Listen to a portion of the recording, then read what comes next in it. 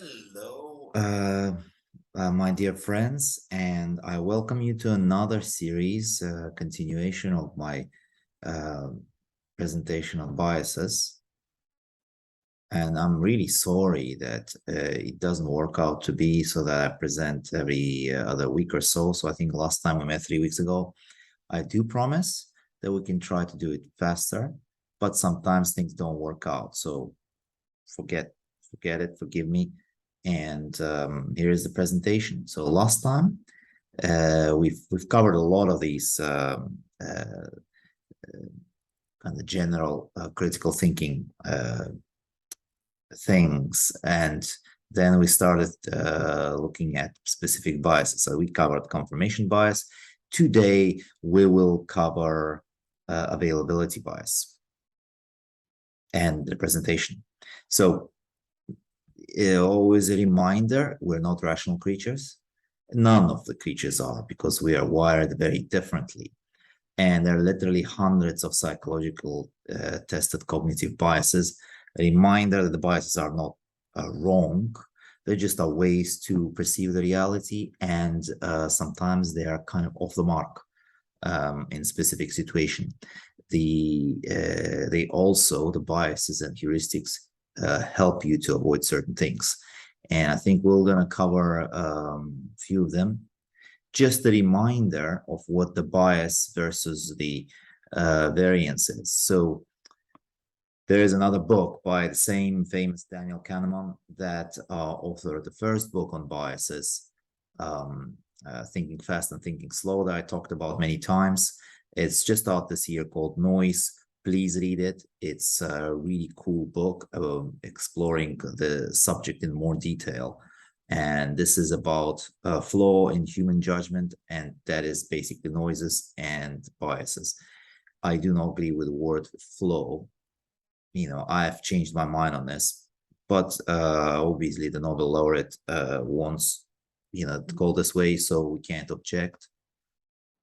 So here's a picture of what the bias is. Essentially, if you're right on the mark and you're actually describing event as it is, or subject list is properly researched, logical, and also according to facts, you don't have any bias or low bias. Here's a picture for you on the left. And it's also low variance. The things, because you're right in the target, the things actually work for you very well, and you're in the middle. Now, it doesn't happen sometimes too often here, sometimes you could be still on the mark. You're broadly describing the same event, but you just have sometimes difference variance, right? So you're still, on average, you would be correct and you're on target. That's called variance. In the book, it's sometimes called noise. And it's just called noise. It's probably both bias and variance. But, the variance is just the degree of how you're kind of separated from the, how these various answers are separated. Sometimes not be separated by much. Now, in case at top here, you probably still have low variance, but your high bias is when all of your decisions are biased to a certain degree. For example, we had kind of if you judge yourself on some wrong information, say framed in the wrong way, the people constantly being asked, but they're all of them being primed or have a wrong information. They all give some description of reality, and that description of reality will be consistently wrong. This is what's called consistently wrong. Yeah. Now, sometimes you would have a situation here at the bottom where you both consistently wrong, you're off the mark, and also very wide off the mark. So people have conflicting information in that case, not just but biased in a different way. So for example, somebody biased a certain way, another person biased a different way, and then you combine this into kind of very, very scattershot answers, right? So to become clear, I think we'll probably demonstrate it on an example of the other two famous biases. So today we'll talk about the availability bias. So availability bias is basically making decisions on vivid examples that are close to you. So imagine that you're not in a position of all the facts of the case, but using information only readily available. So it's not really a good representation. It is seem kind of innocuous. It's usually quite, let's say, unconscious, or it's not by intent. So sometimes it's like, if it rained, you take an umbrella, fine. If it just rained yesterday, but the forecast says okay, but you're still afraid of rain, you probably take an umbrella. And a lot of this is to do with statistics, right? That is, distortion arises from the use of information, which is just available to you. You read a certain article. I mean, a great example of that is if you had really vivid memories of something. For example, if you seen a car crash, you'll probably be afraid of crossing the road for quite some time. I mean, it happens a lot with these terrorist attacks, say, you would probably be, or earthquakes. The situation where you should be less afraid of the earthquake is probably after it already happened, but that's exactly the time when you'll be extremely afraid of it and not going back to your house after days and months. The same thing with a terrorist attack.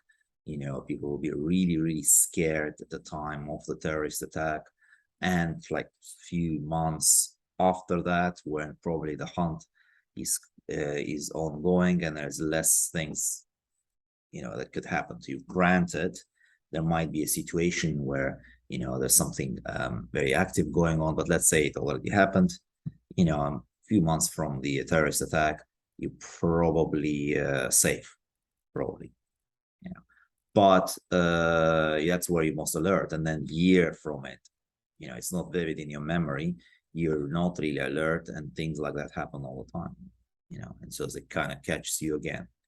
It is a mental shortcut because it allows you to easily access, make a decision on some great examples. So marketing tools are really great at this. So marketing tools tell your story. You show a great example. When you select a shave, you go for Gillette because you have a great video, right? A great, ad. And the ads are super at making this availability bias to work in their favor. So, person reading 12 die in an airplane crash will be really afraid and say, I'm going to not fly again. Now, representation here also plays a role, but generally he's kind of saying, well, I'm afraid of it because I feel like it, even though the crashes in airplanes are much rarer than, say, the car crashes, and obviously he doesn't feel that way.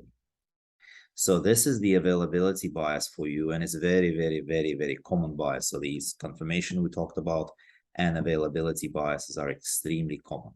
You never are in a possession of all the facts. You make a non-representative thing from your memory, and that kind of sticks. Again, not very logical, obviously, to do this, but people do it all the time. Actually, the book that we talked about describes why we use biases and heuristics. Well, because you're mentally lazy, right? And it's just so much more energy to be spent thinking about things. So you probably go and do it. You kind of use what's kind of available in your brain. You don't do much analysis.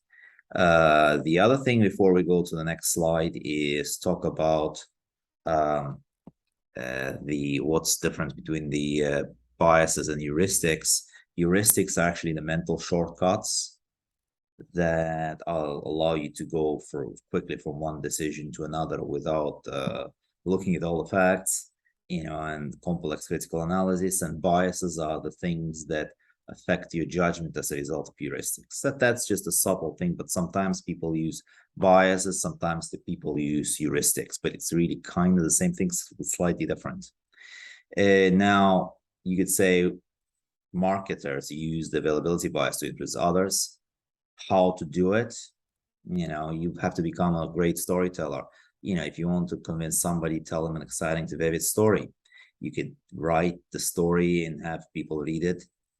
Make sure your narrative is great, so you will be able to make people use examples from movies. So if your speech has some character, stories that have visual language and elicit these senses from reader will be very powerful, and they will influence people, how people think about solutions of problems.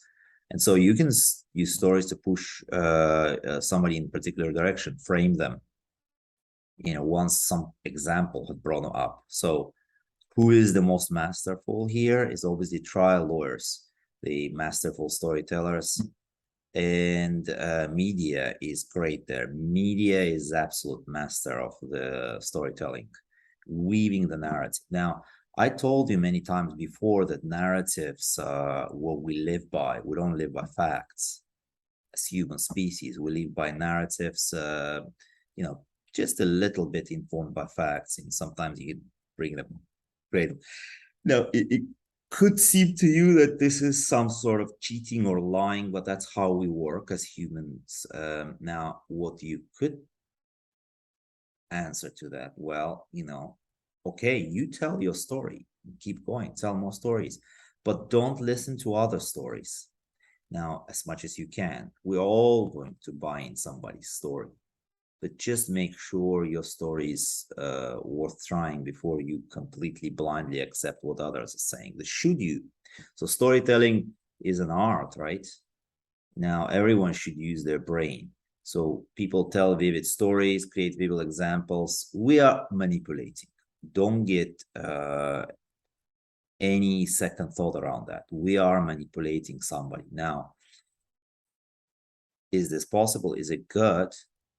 So if you don't tell your story, others will tell other stories to you. If they're not to you, to somebody else, you can choose to sit by and not tell a story, but in the end of the day, you have to tell yourself a story. And if there's so many of them competing around you, you will better do something. So should you? At least for yourself, yes. And then how much you want to do for others, it depends on your values. I mean, the values are different. Some people will say, well, we don't want to manipulate anybody.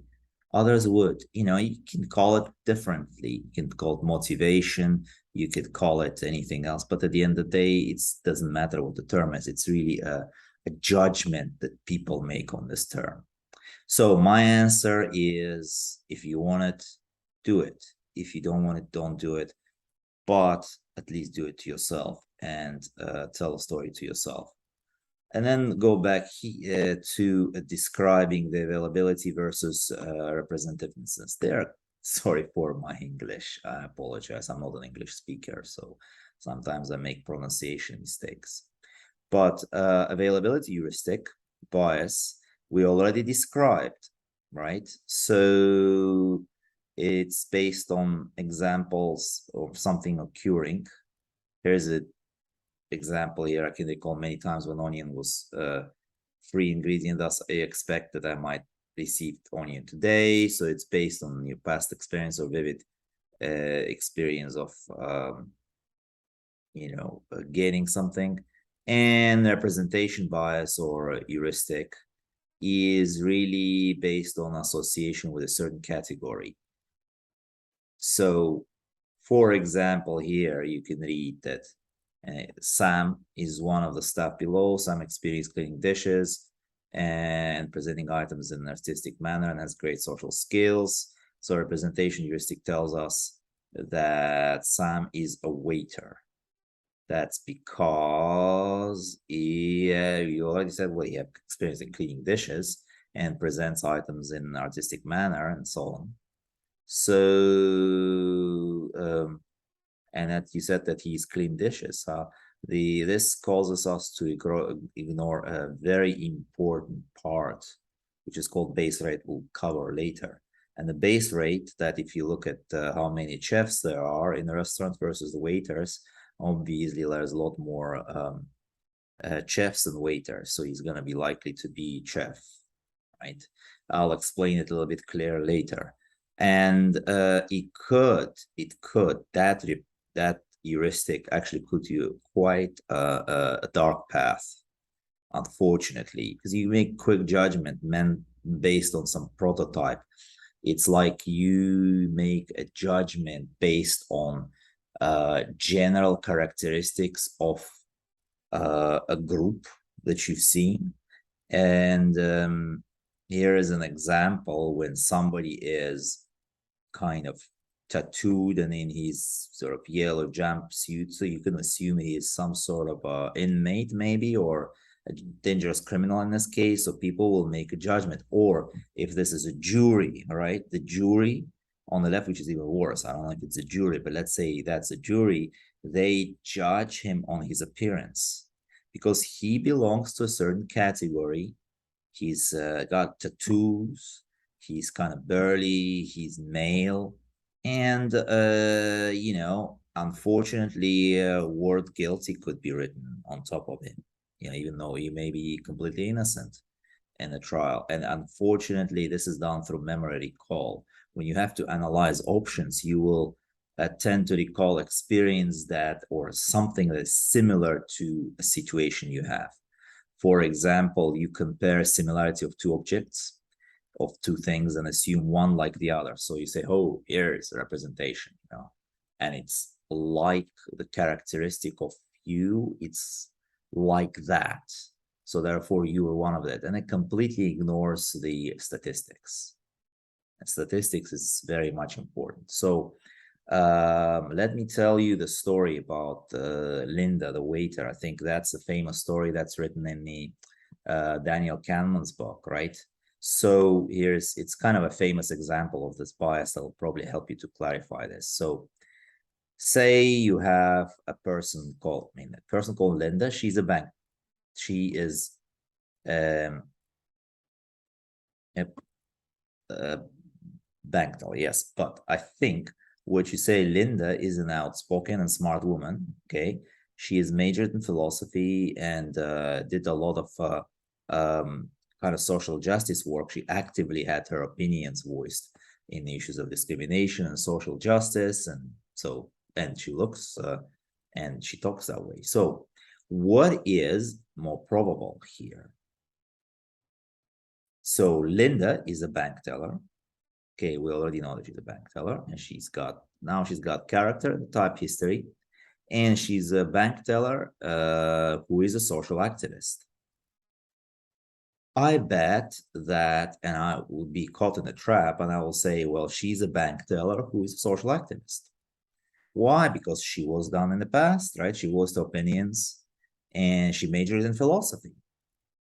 So maybe she's active in politics and so on. Now, you would be, if you do that, you'll be making a mistake on representation bias. And the mistake will be that you will ignore the base rate. Let me get back to the statistics. So there are probably a lot of bank tellers, right? So let's say 10,000, I don't know, hundreds of thousands of bank tellers.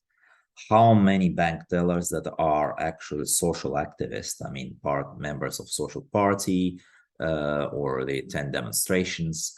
I bet there's not that many of them, right? Say 5-10%, right?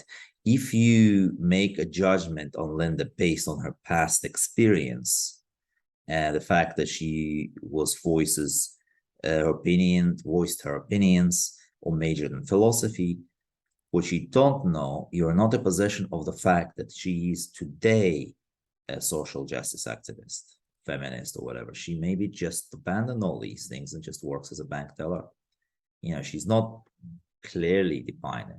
What you do is basically conflicted likeness and correlation. So you kind of liked it, but you really haven't really used the statistics to do it. And that's a very sure way to stereotype people. Now, maybe that stereotype here is quite good, positive for Linda, but in cases it could be very dangerous. Like here as an example, you see somebody on the left, that's a smart student, could be. That's a manager, he looks very representative. And somebody who pops up the bubble gum is a bad employee. Somebody who's dresses all provocatively, that person, she's maybe called a slut, and that's not a good thing, right? Maybe she just likes dressing it this way, and she's different from a group that dresses that way and are prostitutes. And the same with a teacher and somebody who looks very shady. And you can imagine that this could be all sorts of problems, because this is also racial profiling.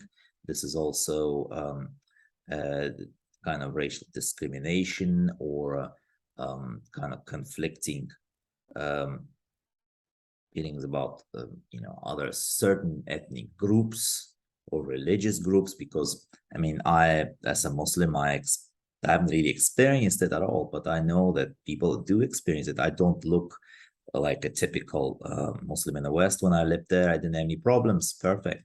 But if I was not very well shaven, was pale, dark skinned, I might have experienced a certain level of bias, discrimination. I've never seen it, so don't know. But some people did it. Some people had experienced, this kind of discrimination. And although it's being thwarted and chased and kind of being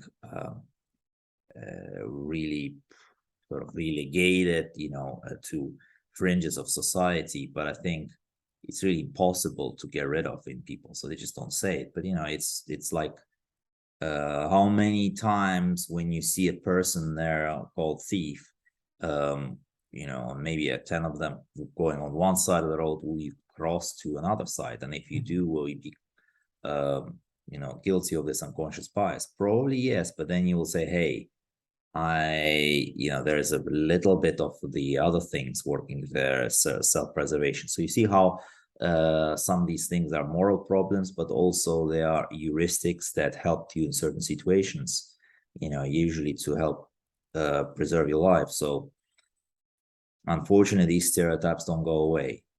So people fight with these stereotypes. They kind of have the classes on the unconscious bias and lots of things.